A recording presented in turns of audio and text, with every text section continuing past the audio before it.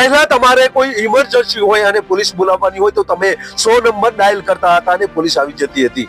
અકસ્માત થયો હોય અથવા તો કોઈ માણસ બીમાર હોય અથવા ઇમરજન્સી હોય, આ મેડિકલ સમયે 108 ને ફોન કરવાનો હતો અને 108 આવી જતી હતી. કોઈ જગ્યાએ આગ લાગે છે તો એ નંબર પણ અલગ હતો. કોઈ જગ્યાએ મહિલા સાથે કોઈ છેડતીનો બનાવ બને છે કે કોઈ ઘટના ઘટે છે તો એ સમયે પણ અલગ આ નંબર લગાવવામાં આવતો હતો અને આ નંબર સર્ચ કરવામાં ઘણો સમય વહી જતો હતો, કારણ કે ઇમરજન્સી નંબર શોધવા માટે લોકો આ ઇમરજન્સી ઘટના ઘટે ત્યારે શોધતા હોય છે અને સમય પણ વહેતો હોય છે. ત્યારે સરકાર દ્વારા એક પહેલ કરવામાં આવી છે અને આ પહેલ છે 112 નંબરની, કારણ કે આ તમામ જે નંબરો છે એ નંબરો કાઢી નાખવામાં આવ્યા છે અને ઇમરજન્સી સમયે 112 ડાયલ કરવાનું રહેશે અને એ તમામ સુવિધાઓ મળશે કે જે અગાઉ 108 માં મળતી હતી અને 100 નંબર ઉપર મળતી હતી. ફાયર ટાઈમે પણ એ નંબરની મળતી હતી. એ તમામ સુવિધાઓ હવે એક જ નંબર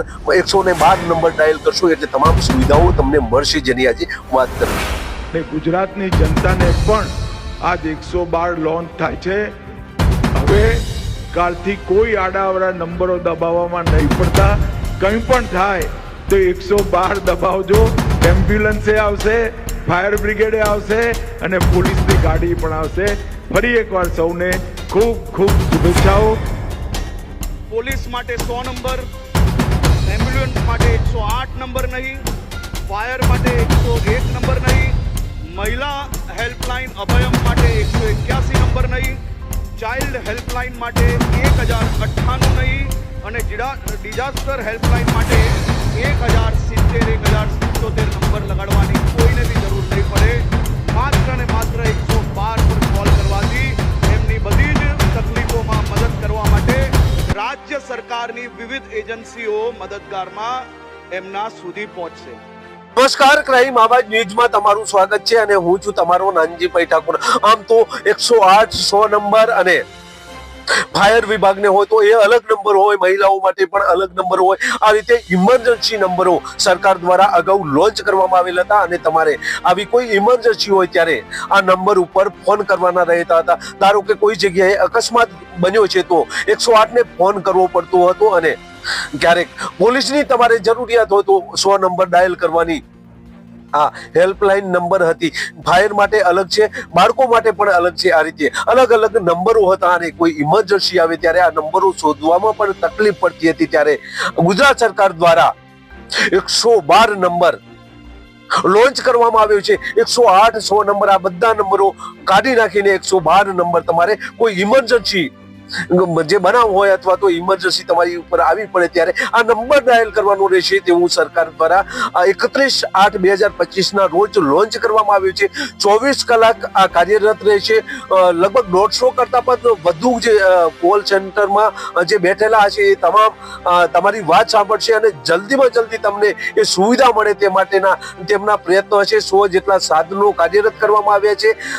112 કેવી રીતે કામ કરશે તો 112 જે નંબર છે એ 24 કલાક કાર્યરત રહેશે. 150 કરતા વધુ એવા જે ઓપરેટરો છે એ બધા બેસવાના છે.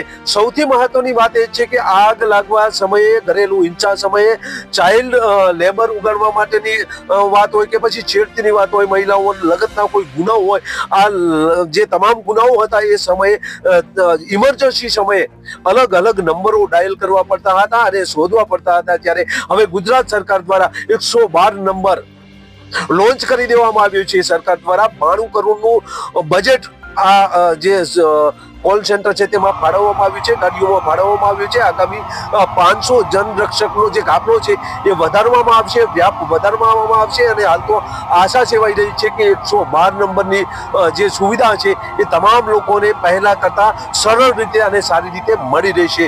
ત્યારે આ હતો 112 નંબર. હવે તમે અગાઉના નંબરો ભૂલી જજો. હવે 112 નંબર તમારે ઇમરજન્સી સમયે ડાયલ કરવાનો રહેશે. પોલીસ પણ આવશે અને 108 પણ આવશે અને એમ્બ્યુલન્સ અથવા તો એ આગ ઓલવવા એ ગાડી પણ આવશે. બસ એ જ. જો તમે અમારી ચેનલમાં નવા છો અને આવા જ લેટેસ્ટ ન્યૂઝ જોવા માંગો છો તો અમારી ચેનલને અત્યારે જ સબસ્ક્રાઇબ કરો, જેથી આવનાર લેટેસ્ટ ન્યૂઝ તમારા સુધી પહોંચી શકે. નમસ્કાર.